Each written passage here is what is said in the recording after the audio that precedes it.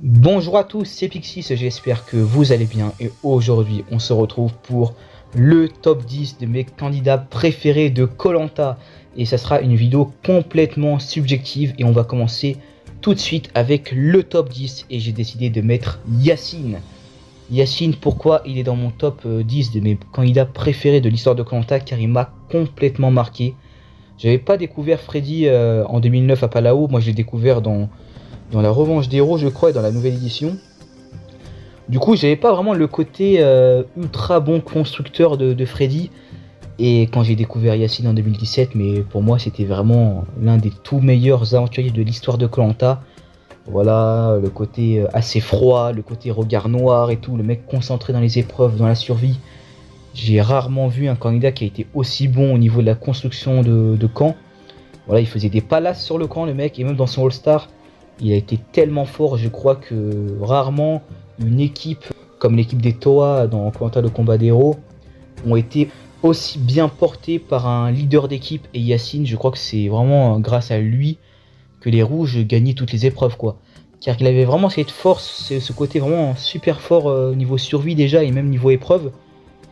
Mais c'est vrai que voilà, il y a le côté un peu stratégique pas trop présent. Et niveau personnalité, c'est vrai que c'est un candidat qui est pas trop apprécié par les fans.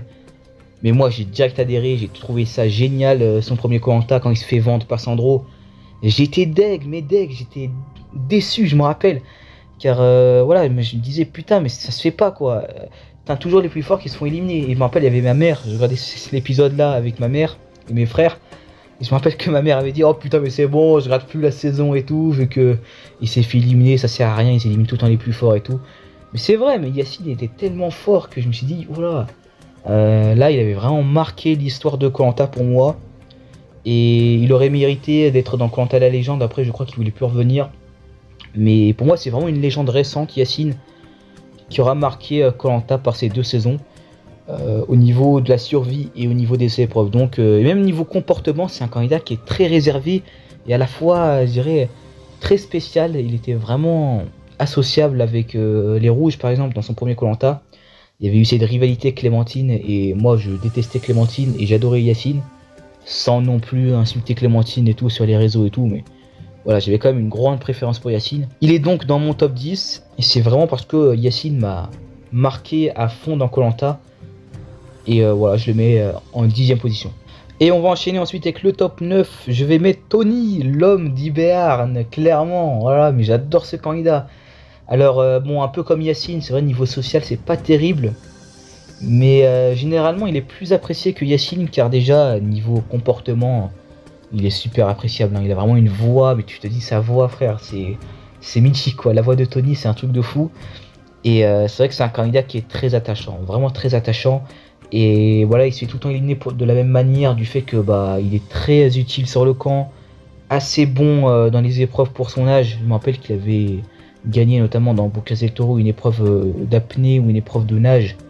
Vraiment, il avait humilié ses adversaires alors qu'il avait 40 ou 20 ans de plus que ses adversaires. Quoi. C'est un truc de fou. C'est vraiment à chaque fois le doyen de sa saison et à chaque fois il est ultra marquant, je dirais. Et puis même, il va très loin dans ces deux saisons.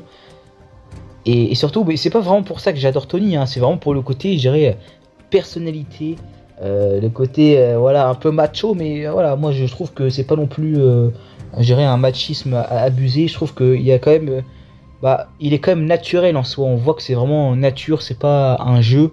On voit que le personnage est comme ça et honnêtement, Tony pour moi c'est vraiment the legend de koh.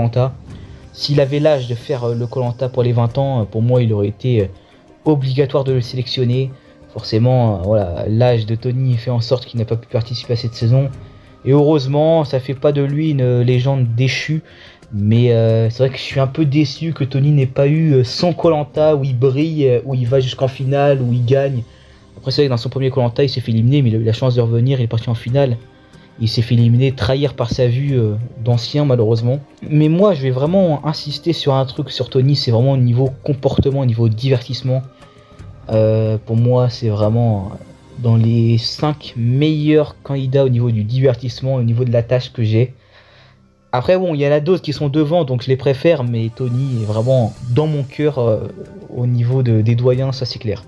Et on va enchaîner ensuite avec le top 8 et j'ai décidé de mettre François, le gagnant de koh, le totem maudit. J'ai adoré cet aventurier tellement que je le mets dans mon classement en 8ème position de mes candidats préférés all time. Hein. C'est compliqué. Hein.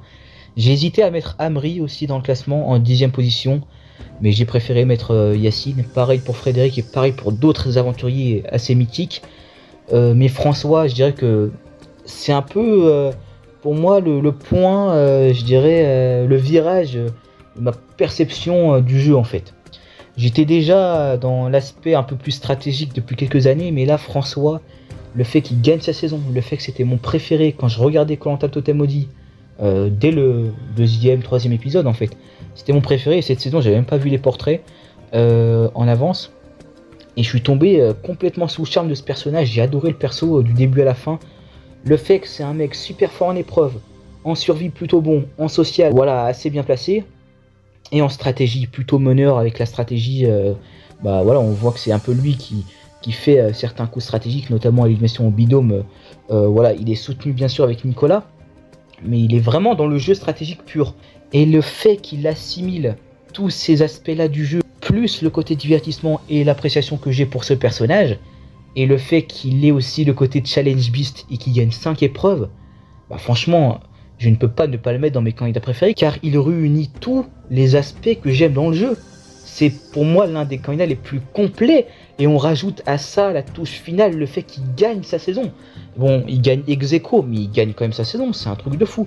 Et pour moi, c'est le personnage marquant de koh le totem maudit. Tu sais, parfois, l'appréciation d'un candidat ne s'explique pas trop, ça a été un peu mon cas pour François. Et on va enchaîner ensuite avec le prochain candidat et il s'agit de Nicolas, le stratège de 2002. J'adore cet aventurier, je suis complètement fan. Ayant voilà, vu un peu tout ce qu'il a fait et fourni dans ses aventures, je trouve que c'est pour moi le meilleur stratège de koh, comme je vous en ai parlé dans une vidéo il n'y a pas très longtemps. Je me dis que quand même, voilà, moi je suis un grand fan de stratégie ces dernières années. Voilà, c'est pas mon tout préféré, mais je dirais qu'au niveau jeu, même au niveau personnalité, j'ai adoré le suivre. En fait, c'est très satisfaisant de suivre un candidat qui joue tellement bien que tu te dis, ouais, quand même, à la 2e saison de koh, il a réussi à faire tout ça. Puis tu suis ça quand même d'un œil vraiment spécial en fait. Et tu te dis quand même Nicolas 2002, quoi, c'est mythique. Et puis tu suis son aventure et tu te dis, ah ouais, c'est vraiment ouf. Et puis j'adore ce candidat au niveau de sa personnalité. Déjà, je trouve qu'il a une voix voilà, assez envoûtante, il parle très bien, il a l'art de parler clairement. Il a quand même l'art de parler et puis on voit tous les coups stratégiques qu'il a fait dans la saison. Pour moi, si un jour je fais koh, j'adorerais jouer comme Nicolas a joué, quoi, tout simplement. Et puis je pense que déjà ça, c'est une grande preuve du fait que j'adore cet aventurier. Déjà de 1, je l'adore, et de 2, je respecte tellement son jeu. Pour moi, il fait partie des tout meilleurs candidats de l'histoire de koh, car il a su dominer un aspect du jeu qui, encore aujourd'hui, après 20 ans et quelques de programmes de koh, très peu de gens arrivent à gérer la stratégie comme il l'a fait. Ce qu'il avait fait, même le fait de faire semblant de perdre pour sauver son pote qui était dans l'équipe adverse et éliminer son rival qui était dans son équipe et tout, mais c'est quand même un truc de fou de penser ça à la saison 2 de koh, et puis même dans son All-Star, on a vu qu'il avait vraiment tout fait pour ne pas être éliminé. Il partait avec vraiment, je dirais, un gros désavantage, il s'est fait éliminer assez tôt, mais bon, en tout cas, dans l'idée, il a marqué à jamais l'histoire de koh, et personnellement, il m'a complètement marqué dans mon visionnage de koh, et donc forcément, j'étais obligé de le mettre dans mes candidats préférés, car c'est complètement le cas en fait. C'est l'un de mes candidats préférés de l'histoire de koh, ça c'est clair. Et on va enchaîner ensuite avec le top 6, plutôt la top 6, c'est une femme, et il s'agit de Jade. Voilà, la brindille incassable de koh Palawan, voilà. J'adore cette candidate, pour moi, elle fait partie, elle est clairement la meilleure femme de l'histoire de koh. Et au-delà de ce palmarès incroyable au niveau des épreuves, qui est donc la femme qui a gagné le plus d'épreuves dans koh, la seule femme à avoir gagné 2 fois les poteaux, et c'était jamais arrivé jusqu'à Pascal en 2018 dans le combat des héros. C'est comme une candidate qui a fait 3 fois la finale, qui n'a jamais été éliminée au conseil. Pour moi, c'est vraiment une véritable légende de koh, Et pour moi, c'était obligatoire de la retrouver dans koh la légende des 20 ans. Et franchement, son dernier All-Star m'a un peu déçu, voilà, mais bon, en soi, dans l'idée, ça reste Jade. Jade, au niveau de la personnalité, je surkiffe. Je sais qu'elle n'est pas très appréciée pour son caractère un peu impétueux, un peu rageuse. On se rappelle dans koh le retour des héros, dès la première immunité, elle voulait abandonner, mais c'est du Jade. Jade, elle est comme ça, et pour moi, des candidats qui veulent abandonner sur le coup de la colère et tout, il y en a beaucoup qui l'ont fait, qui ont par la suite été des grands aventuriers, du genre Pascal, voilà, du genre Phil. Et puis Jade, pour moi, elle fait partie de ce cercle fermé d'aventuriers mythiques. C'est-à-dire que quand tu regardes leur saison, et quand tu regardes Jade, tu te dis, ah ouais, je suis en train de regarder quelque chose. Je suis en train de regarder un candidat, une candidate très important pour l'histoire de koh. Et ça me l'a fait pour Nicolas, ça me le fait pour Jade. Et voilà, j'ai adoré ses aventures, les duels avec Grégoire, c'est un truc de fou. Et puis même, ouais, je l'apprécie naturellement, on va dire. C'est même pas une question de palmarès. Moi, Jade, la première fois que j'ai regardé koh le Palawan et le retour des héros, j'ai direct adoré en fait. C'est juste une question déjà de divertissement et de personnalité. Et voilà, moi, Jade, je pense que c'est une personnalité qui a beaucoup marqué les gens en 2007 et même dans le retour des héros. Et même les gens qui sont pas trop à l'affût sur koh se rappellent clairement de Jade, hein. Mais voilà, et puis le palmarès, tu rajoutes tout ça, le caractère et tout, le fait qu'elle gagne quand même sa première saison, qu'elle arrive finaliste, elle n'a jamais été éliminée au conseil, c'est des facteurs qui font que tu respectes l'aventurier, et de plus, le caractère est quand même plutôt intéressant à suivre. On va enchaîner assez rapidement ensuite avec le top 5, et il s'agit d'un aventurier que je respecte beaucoup, vraiment, pour moi c'est peut-être le meilleur candidat en une seule saison, c'est Marc de koh Johor. Il a fait qu'une seule saison alors que c'est une véritable légende de l'émission. J'en ai beaucoup parlé, Marc, en bien dans cette chaîne YouTube. J'en ai jamais parlé en mal, je crois. Mais c'est logique, pour moi c'est le meilleur gagnant de l'histoire. L'un des meilleurs survivalistes, peut-être le meilleur pêcheur de l'histoire de koh. Un des candidats les plus intéressants à écouter, surtout au niveau face cam. Je sais pas, je le trouve assez envoûtant quand il parle. Et il a une façon de parler, voilà, un petit côté arrogant, un petit côté malicieux que j'adore suivre. Et puis... voilà, bah finalement le trio avec Bruno et Chantal est légendaire également. Il y a beaucoup d'aspects, un peu un côté challenge beast dans les épreuves. Quand tu regardes son âge, avant que Hervé ait ce record en 2021, c'était le gagnant d'un parcours du combattant le plus ancien de l'histoire. Alors qu'en face, il y avait quand même des bons sportifs de haut niveau, du genre Sébastien, Christophe et tout. Mais quand même, voilà, Marc, moi je trouve qu'il a marqué l'histoire du jeu déjà par le fait que c'est un candidat. Pour moi, c'est une pépite. C'est une pépite car déjà, avant de faire l'émission, il s'était déjà préparé, je sais même pas comment, enfin, il allait déjà dans les îles, il était parti à Rajampat pour déjà s'assimiler avec le climat, avec tout ça. Le mec était vraiment prêt à tout et c'était un puits de science, hein. On se rappelle quand il faisait des cours de découpage de noix de coco, voilà, vous coupez la noix de coco en deux, le truc à l'intérieur, ça c'est un bonbon, vous le mangez et tout, voilà, la canne à sucre, le feu en moins de 3 minutes. Le mec est un génie, quoi. Je ne peux pas ne pas le mettre dans mon classement de mes candidats préférés car je suis admiratif et je pense que ça se remarque quand j'en parle de son jeu, de sa personne dans l'aventure. Je me dis mais waouh, comment on peut être un aussi bon candidat? Ça a pris à peu près 15 ans pour qu'il soit sélectionné à koh, c'est-à-dire en 2015. Mais voilà, je suis content quand même qu'on a eu un aventurier comme Marc, voilà, dans koh. Tu te dis oui, c'est peut-être le candidat qui a tout compris au jeu. Niveau stratégique, niveau survie, niveau épreuve, niveau social. Même si socialement ça pêchait avec beaucoup de personnes, ça restait néanmoins un candidat super divertissant et un candidat qui a su lier des amitiés avec des personnes qui n'étaient pas dans son équipe. Et voilà, c'est quand même... moi je dirais que c'est un tout. Marc, c'est vraiment un candidat... Je suis un grand fan. J'aurais beaucoup aimé le retrouver dans un All-Star, mais bon, quand j'y pense, tu te dis, ouais, peut-être qu'il aurait pas pu faire mieux dans un All-Star, donc... il a fait qu'un seul koh, c'est peut-être mieux ainsi, donc Marc, voilà, termine en légende. Je pense qu'il ne reviendra pas, parce qu'il a eu un petit peu des soucis avec la production. Mais ça reste un candidat légendaire, vraiment dans mes candidats préférés et dans les meilleurs aventuriers de l'histoire de koh, ça c'est clair. Et on va enchaîner ensuite avec mon top 4. Et il s'agit de Martin, le compétiteur de Rajampat. Ça a été pendant longtemps mon deuxième candidat préféré, hein, parce que c'est vraiment... un candidat que j'adore. En fait, dans Rajampat, pour moi, c'est mon candidat préféré. Zaku en avait très bien parler, il m'a vraiment mis cette idée à l'esprit. J'avais jamais vu le truc comme ça, mais c'est vrai que Martin dans Koh-Lanta Rajampat, c'est vraiment une dinguerie en fait. Tu te dis quand même, c'est le candidat parfait. Le mec, au début, il est plutôt gentil, plutôt alliance d'équipe, vraiment à fond avec les rouges. Ensuite, il arrive à un point assez important où il choisit entre les jaunes et les rouges à la réunification. Il dit à Anthony de garder ses colliers s'ils ont des colliers. Et puis finalement, voilà, ce qui arriva. Le collier de Patricia élimine le patron Olivier. Tout le monde dit que c'est la faute de Martin parce qu'il avait dit aux jaunes de garder leur collier. Martin se retrouve dans une situation un peu confuse.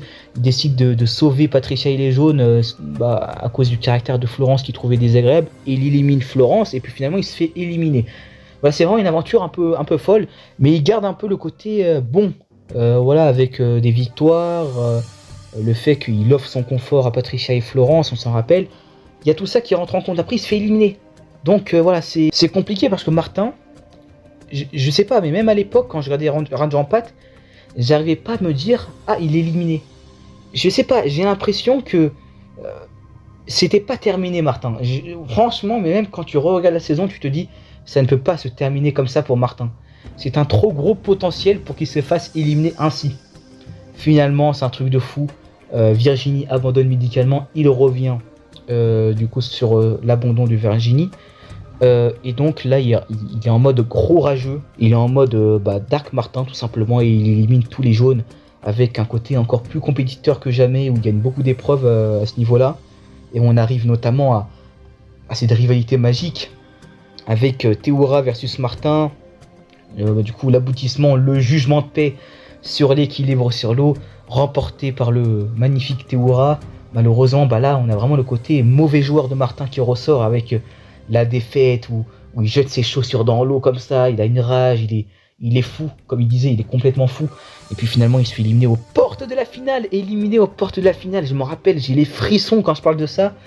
Je crois que l'épisode 13 de Koh-Lanta Rajampat, c'est mon épisode préféré de toute l'histoire de Koh-Lanta, car vraiment, il y a le côté tellement, vraiment déjà que la rivalité, l'aboutissement de tout ça, la chute de Martin aux portes de la finale, c'est magique. En plus, il fait tout pour éliminer Ella au dernier moment, il part un peu en rageux. Et quand tu regardes le conseil final et la fin et la suite en 2014, il revient, je dirais, plus mature que jamais. Et voilà, en 2014, je l'ai découvert un peu plus, et je l'ai préféré en 2014, moi, à l'époque. Mais maintenant, je le préfère vraiment largement, du coup, en 2011. Mais voilà, en 2014, il arrive finaliste. Voilà, c'est quand même une belle aventure. Il prend sa revanche sur Théoura. C'est un candidat qui m'a fait vibrer, en fait. C'est vraiment ça que je vais mettre en avant sur Martin. Après, je crois que c'est vraiment l'aventurier qui est préféré par les fans, hein. J'ai beaucoup parlé avec beaucoup de gens, fans de Koh-Lanta, qui s'y connaissent vraiment comme moi, on va dire. Et généralement, leur candidat préféré, c'est Martin. Du coup, voilà, parce qu'ils ont à peu près le même âge que moi, ils ont découvert Koh-Lanta à la même période. Et c'est vraiment un candidat, je pense, qui a marqué les gens. Car c'est vraiment un candidat qui avait un peu tous les aspects du jeu. Je dirais le côté déception, le côté admiratif avec les épreuves, le côté un peu rageux, le côté assez sain, assez bon, notamment dans son All-Star. Donc c'est vraiment un candidat super complet et super appréciable en fait. Donc top 4 pour ma part. Et on va enchaîner ensuite avec le top 3. Il s'agit de Claude, le légendaire Claude de Koh-Lanta. Voilà, c'est clairement, clairement, ça c'est clair, c'est pas peut-être, hein, c'est juste un fait. C'est le meilleur aventurier de l'histoire de Koh-Lanta. C'est le meilleur. Il a fait tellement de choses. C'est le candidat le plus complet, le plus fort en épreuve. Il a gagné 22 victoires. Je crois que dans la vidéo des Challenge Beast, j'ai dit qu'il commençait avec 22 victoires dans la légende, alors que c'est absolument faux. Il a 22 victoires après la légende, du coup. Et également le côté stratégique, l'ultra divertissant, le côté super bon en survie. Un peu rageux aussi, un peu tout ça, mais très appréciable. Il avait un peu un côté antagoniste dans son premier Koh-Lanta. C'était un peu le méchant monsieur qui hurle sur les feignants, mais bon, moi je le voyais pas notamment comme un méchant, vu que j'étais plutôt d'accord avec ce qu'il disait. Voilà, pour moi, il avait raison de hurler sur les filles qui faisaient rien, sur le FC Bronzette de Koh-Lanta Vietnam. Il avait un tempérament un peu agressif, un peu tout ça, mais moi j'appréciais beaucoup le personnage, et puis finalement, au fur et à mesure, de fil en aiguille, on a vu que dans ses All-Stars et tout, il a ajouté plusieurs cordes à son arc, notamment la stratégie, les épreuves où il s'est un peu plus révélé sur des aspects où il était moins bon dans ses premières saisons, notamment les puzzles, notamment quand il a gagné le puzzle, la dernière immunité de Koh Lanta la légende, alors que dans son premier Koh Lanta il galérait sur les puzzles et dans la revanche d'Hero il avait galéré comme pas possible dans le puzzle éliminatoire là, aux portes de la finale. Donc on voit qu'il y a une amélioration. Et puis Claude, ça reste pour moi un candidat qui m'a complètement marqué. La première saison que j'ai regardée, c'est une saison qu'il a marqué de son empreinte en fait, c'est Koh Lanta Vietnam. Et c'est un candidat avec qui j'ai grandi. J'ai pas tout de suite apprécié Claude, mais quand je revois les saisons, je me dis que quand même c'est un super aventurier, c'est un super candidat qui nous offre beaucoup de divertissement et que j'aime bien. J'ai commencé à apprécier Claude, tout simplement à l'aimer, tout simplement. C'est un candidat qui est très apprécié. Et c'est vrai que même si c'est pas le plus sympathique, moi j'ai quand même de l'affection pour lui, car voilà, il y a un peu le côté t'as grandi avec le personnage, tu l'as toujours connu, et voilà aussi le côté un peu respectable, tout comme Jade, je vous en ai parlé précédemment, avec le palmarès plutôt impressionnant. Donc j'étais obligé de vous en parler et de le mettre en top 3 pour moi dans mes candidats préférés. D'ailleurs, je vous concocte une vidéo sur Claude. Je pense que vous allez apprécier. Voilà, je vous balance une petite bouteille à la mer, mais voilà. Parce que c'est vraiment un aventurier. J'ai l'impression que j'ai pas assez bien parlé de ce candidat-là. Et ça me dérange parce que moi, je suis vraiment admiratif de son parcours, de ce qu'il a fait pour le programme. Et c'est vraiment une appréciation honnête. Mais voilà, j'ai vraiment envie d'en dédier une vidéo spéciale pour vraiment étendre tout ce que j'ai à dire, et potentiellement avec d'autres personnes, vous allez voir. Et on va arriver au top 2. Il s'agit de Patrick le Pat. J'ai adoré ce candidat et je l'adore toujours. Je suis tombé complètement amoureux de son jeu dans Koh Lanta Palau. J'ai adoré, c'est vraiment clairement pour moi le personnage que je kifferais être dans Koh Lanta. Un mélange de Patrick un peu avec Nicolas de 2002, ça serait vraiment du pur kiff. Car là, Patrick, ce que j'adorais avec ce candidat, c'est qu'il avait aucune limite. Et en plus, il a vraiment ce côté super jovial, super drôle. Moi, honnêtement, quand je regarde Patrick à l'écran, je suis content de l'avoir à l'écran. Il est drôle, il est sympathique, il amène de la sympathie. J'ai adoré le binôme avec Isabelle. Mais quel duo de choc! Voilà, en plus, quand il fait tout pour faire perdre Rodolphe, la rivalité avec Rodolphe aussi, quand il blindside Raphaël et tout. Je trouve que c'est des moments de jeu, tu te dis, mais Patrick, quoi. Et pour le coup, il y a le côté jeu, mais il y a le côté vraiment appréciation personnelle. Car j'adore Patrick, je le trouve génial dans ces 3 Koh Lanta. Je l'adore, qu'il soit allé en finale, ou qu'il soit éliminé à l'orientation, ou qu'il soit éliminé à l'épisode 2. J'ai une appréciation sincère pour ce candidat que j'admire. J'adore son jeu, j'adore sa personnalité. Et puis même, voilà, c'est un candidat, comme je l'ai dit, qui faisait tout pour gagner. Et moi, c'est ce genre de candidat que j'aime beaucoup. Et si tu m'ajoutes un caractère à la Patrick, toujours en train de déconner, toujours avec le sourire, mais c'est génial, quoi. C'est génial comme candidat. Aussi, dans son All-Star, la revanche d'Hero, bon, voilà, il est un peu à fleur de peau. En parlant de Nicolas, il le fait même pleurer et tout. C'est un peu... Voilà, il est un peu vu comme le dindon de la farce. Il est un peu... déjà, il fait un mauvais début et puis finalement tu vois qu'il se rattrape complètement, qu'il essaye d'avoir le jeu entre ses mains. Et c'est un candidat qui est toujours allé loin, sauf dans son dernier Koh Lanta malheureusement, avec des capacités stratégiques, en ayant l'étiquette du stratège. Et puis voilà, c'est un candidat qui est touchant, qui est appréciable, qui a aussi des qualités dans les épreuves, hein, on ne le dit pas souvent, notamment dans son dernier Koh Lanta où quand même je trouve la place qu'il fait au parcours du combattant, c'est quand même assez honorable.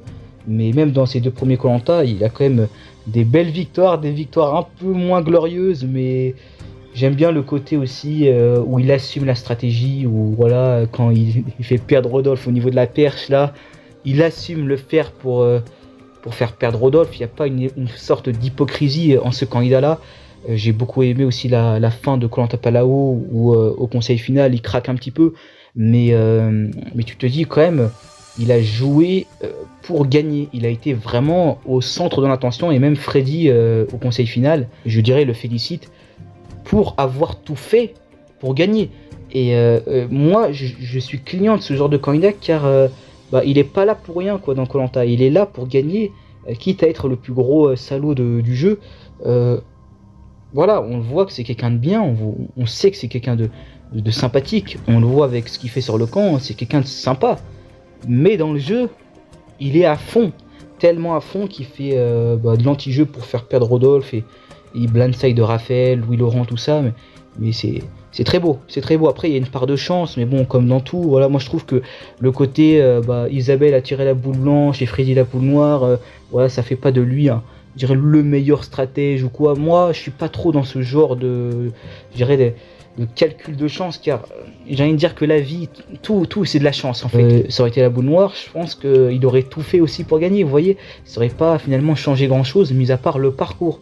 Et ça, voilà, des parcours liés à la chance, il y a beaucoup de candidats qui ont subi des conséquences du genre Cédric. Voilà, je trouve pas que c'est un critère sur lequel je dois vraiment juger par excellence les qualités du Patrick en fait. Le Pat pour moi en tout cas pour moi c'est mon deuxième candidat préféré et vraiment une appréciation honnête de ce personnage assez emblématique de Koh-Lanta. En plus Palao, j'ai l'impression il y a une identité quoi, Palao avec Patrick et tout. Voilà, Palao, c'est le terrain de jeu de Patrick. Vous voyez, ils n'ont jamais fait un autre Koh-Lanta là-bas, c'est dommage, j'aimerais bien qu'ils fassent un autre Koh-Lanta à Palao, parce que c'est vraiment magnifique, mais en tout cas on va clôturer avec mon candidat préféré du coup. Mon top 1, c'est Mohamed. Mohamed Koh-Lanta 2005. Alors là c'est spécial, parce que Mohamed, c'est vraiment pas du tout un candidat qui ressemble à Patrick. Et pourtant, c'est mon candidat préféré. C'est pas du tout un candidat stratège, mais c'est mon candidat préféré. Alors, je vais être honnête, voilà. C'est pas son jeu qui fait que c'est mon candidat préféré. C'est vraiment la découverte, c'est vraiment le côté, moi quand je pense à Mohamed, je pense à Koh-Lanta en fait. C'est vraiment, c'est ça, parce que c'est vraiment à partir de là que moi, avec cette chaîne YouTube, avec tout ça, je suis devenu un fan pur de Koh-Lanta. J'aimais beaucoup de programmes, je le regardais et tout, avec ma famille et tout, mais j'avais jamais été un fada de Koh-Lanta, bien sûr, avant que je regarde la saison de Mohamed, Koh-Lanta Pacifique. C'est pour ça que j'adore cette saison aussi, parce que Mohamed m'a aussi marqué par-dessus. Voilà, moi je vais être honnête, je suis pas quelqu'un qui me cache, je suis pas quelqu'un d'hypocrite. Je me reconnais en ce personnage-là de Mohamed. Voilà, je me reconnais en lui, quoi. Il faut être honnête. Voilà, moi je suis honnête. Je me reconnais en ce personnage-là. Je me suis identifié à ce personnage-là. Je l'ai adoré, je l'ai suivi. J'étais avec mes frères aussi. Il y a une ambiance. Voilà, vous voyez, il y a une ambiance. Et c'est ça que je retiens en fait de Mohamed. Et aussi, mis à part ce contexte-là, j'ai une appréciation honnête aussi par son aventure. J'aime beaucoup son côté leader. J'adore l'équipe des Kumo. C'est mon équipe préférée d'histoire de Koh-Lanta. J'aime beaucoup son binôme avec Kumba. Également le fait qu'il gagne beaucoup d'épreuves, et notamment le pont de singe. Je me rappelle, la vidéo avec Captain là, que vous avez fait, j'avais dit que le pont de singe était arrivé juste dans Koh-Lanta, Rajampat et Palao, mais en fait j'avais oublié, il était dans Koh-Lanta Pacifique, hein. Je l'avais oublié, alors que c'était Mohamed qui l'avait gagné en plus cette épreuve. Il y avait quand même beaucoup d'épreuves mythiques, aussi le duel avec Jérôme, aussi la confrontation j'irais dans le jeu et hors le jeu, avec le fait que Mohamed est un mec de cité, et puis finalement Jérôme un gendarme. Il y a une petite confrontation, il y a aussi un message que Mohamed nous apporte. Je trouve que c'est quelqu'un de bien en plus en dehors, mais c'est vraiment au niveau du jeu je vous parle, là c'est au niveau de l'aventure. Mais j'ai été marqué en fait, ça m'a marqué, moi je vous le dis honnêtement, mais je pense que ça ne restera pas mon candidat préféré. Mais je dirais que j'ai pas trouvé un candidat que j'ai plus apprécié, qui m'a plus marqué en fait. Même la chèvre, ça m'a marqué, le fait qu'il se fait pas choisir par Clément sur les poteaux, j'étais dévasté. Voilà, je pense que c'est aussi dû au fait que j'ai découvert Mohamed dans un contexte particulier, du fait que voilà, je crois que c'était en 2015-2016, j'ai regardé la saison sur YouTube, j'ai kiffé suivre, je crois que la saison on l'a dévoré en même pas 2 jours et tout, c'était ouf, c'était un contexte de fou, j'ai adoré ça, et quand je pense à ça me fait plaisir, et du coup je pense à l'aventure de Mohamed, et même c'est un candidat que j'aime bien, c'est quelqu'un de super aussi en dehors. Et il faut être honnête aussi, il fait partie des meilleurs candidats de l'histoire de Koh-Lanta au niveau des épreuves, au niveau aussi de la survie. C'est quelqu'un qui allait vraiment à la chasse et tout. Je trouve que c'est un genre de candidat qu'on ne retrouve plus aujourd'hui. Et franchement, moi je l'adore. J'aimerais bien être un mélange de Mohamed, Patrick et Nicolas si je fais Koh-Lanta par exemple. Vous voyez, mais c'est un peu particulier, mais c'est un mélange qui peut pas se faire bien évidemment. Mais voilà, moi je vous le dis, Mohamed c'est mon candidat préféré. Après il y a des choses qui ne s'expliquent pas. Voilà, forcément, Mohamed préféré alors que le reste du casting, du top ne va pas dans cette direction là, on va dire. Forcément, il y a des divergences, forcément, il y a des spéculations, mais je suis honnête, moi, c'est mon préféré, je vais pas vous dire, ah, mon préféré c'est Claude, c'est Martin, non, c'est Mohamed. Mon préféré c'est Mohamed, c'est peut-être pas très logique, mais c'est le cas en fait. Voilà, moi je vous le dirai quand j'aurai un candidat préféré, plus que Mohamed, mais actuellement c'est pas le cas, et Mohamed, moi je suis content que ce soit mon préféré. C'est un candidat que je respecte beaucoup, même si bon, voilà, son All-Star est très raté. J'aurais adoré le retrouver dans Koh-Lanta la légende. Quand tu regardes la saison, ce qu'elle devient avec le temps, tu te dis heureusement qu'il n'y a pas participé. Mais voilà, il aurait mérité d'y être parce que pour moi, c'est vraiment une figure emblématique de Koh-Lanta. Du coup, voilà, merci d'avoir suivi cette vidéo. C'était vraiment super de faire ce top 10. Voilà, j'espère que vous avez compris pourquoi Mohamed c'était mon top 1 ou pourquoi ceci, pourquoi cela, pourquoi certains candidats n'y figuraient pas aussi malheureusement. Il y a des gros candidats qui ne sont pas. J'ai beaucoup hésité de mettre Freddy forcément, Théoura aussi, mais voilà. Ça s'est joué vraiment à très peu pour certains candidats. C'est très compliqué aussi à déceler, voilà, parce qu'il y a quand même des candidats, forcément, ils méritaient d'être à la place de d'autres candidats, mais là, je suis vraiment allé tout simplement au niveau subjectif pur et dur. Et ça établit ce top 10. Un top 10 que personnellement je trouve plutôt sympathique. Après, voilà, forcément, je pense que beaucoup ne seront pas d'accord. Mais bon, moi, je vous invite à faire votre top 10 dans les commentaires. Voilà, n'hésitez pas à me faire votre top. À me dire pourquoi vous mettez tel candidat en numéro 1, en dernier, ou en ceci ou en cela. N'hésitez pas à justifier. Voilà, forcément, je respecterai vos avis. Car on a chacun une histoire différente avec Koh-Lanta. Vous le voyez avec Mohamed. Pour moi, il est top 1.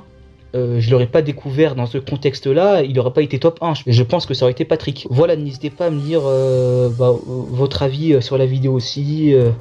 Voilà, merci à vous d'avoir suivi cette chaîne et tout. 2024, ça se termine aujourd'hui du coup, et voilà, on va entamer 2025 avec des vidéos encore plus sympathiques que ce que j'ai fait pendant ce retour.